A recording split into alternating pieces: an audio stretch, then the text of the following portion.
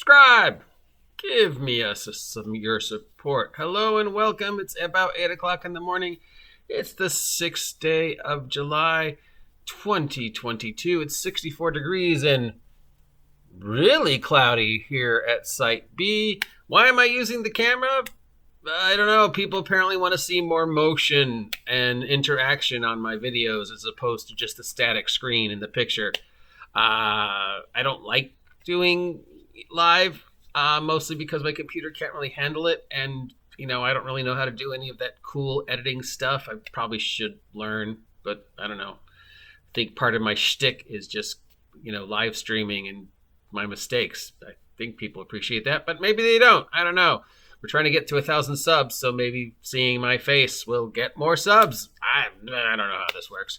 Anyways, it's Wednesday, so it's time to take a look at what will be on the shelves at your friendly local game store if you're lucky enough to have a friendly local game store where you live that supports role-playing. Let's see what's going on in the world. Now, remember, all of these should be on the shelf of your friendly local game store, but I can't guarantee it because shipping magic doesn't operate right now the way we would like still. So if any of these sound like something you want to pick up, head on over to your friendly local game store and ask them if they have it. From Troll Lord Games, we have a whole bunch of new stuff for Castle and Crusades. You remember Castle and Crusades?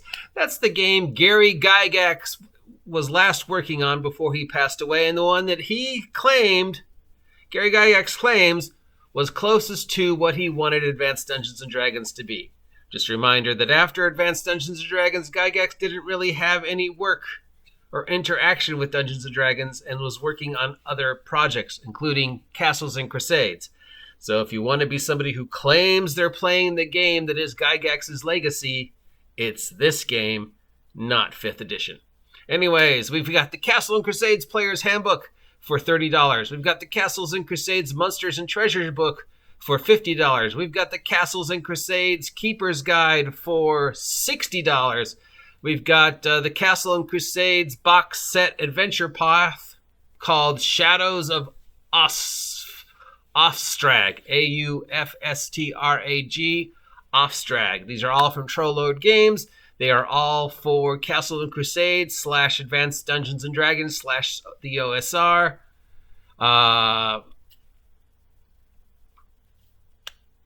This is everything that, Advanced Dungeons & Dragons could have evolved to become had Gygax still be working on it. It's definitely a system that does not get enough love. It is the original OSR game, probably. And, as we said repeatedly, it's the last project that Gygax worked on before he passed away. So, yeah, it would be worth picking up.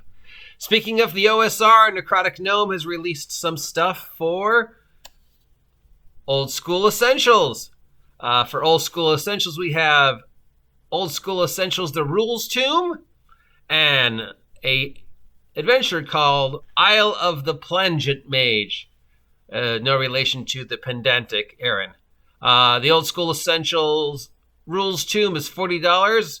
It's a reforged version of the game, and then the adventure is an adventure with a massive dungeon. So if you're a fan of the OSR or Old School Essentials, pick this up. Old School Essentials is definitely on my list of top 5 OSR games. From another one for the OSR, we have from Amanda LaFranc, You Got a Job on a Garbage Barge and Vampire Cruise. These are $12 each, soft-cover digest adventures for the OSR. Both apparently based upon nautical adventures. The art alone looks amazing. I may have to use this art for the cover of this one because, wow. Don't know much about it except that they're OSR. Got lots of random tables. Both are adventures with a nautical theme. So if you're into the OSR and are looking for some relatively inexpensive adventures, these are only $12.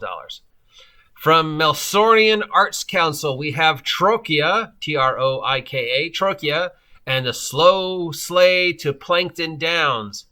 These are both for Troika and the ISR.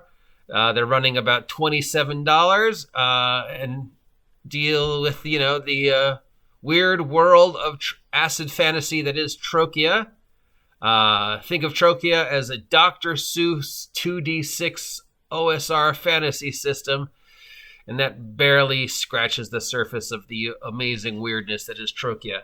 Our Rah Rasputin has done a lot of videos on Trokia, so you should head on over to his channel. Free plug for Rah Rasputin. And this is, again, a sort of a acid punk 1980s heavy metal wizards inspired Gonzu fantasy game. From Ares Game, we have the Lex Arcana core rulebook and Aegyptus, Aegyptus.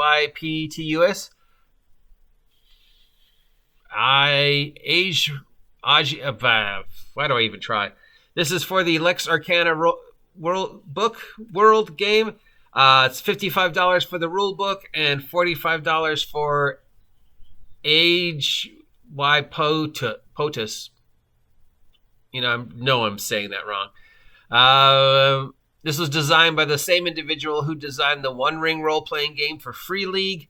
It is a fantasy role-playing game set in the world where the Roman Empire never fell. So it's a lot of, Greek and Roman mythology type stuff. D&D as if it was based upon Greek and Roman myths instead of, whatever it was. I have never seen it, but it looks fun. If you're interested in a more historically accurate fantasy game that explores the idea of the Roman Empire never falling and being more fantastic, then this might be the game for you. Anything else going on in the world? If you're ever looking for the stats for the Star Trek new Next Generation characters for your Star Trek Adventures tabletop RPG, that's the 2D20 system from Modifius or Mofidius, depending upon how you pronounce it. You can get these stats directly from their website. So if you've ever wanted to know what are the stats for Data or Picard or Q, they're up on the Modifius website under the stuff that they're doing for Star Trek 2D20. Anything else?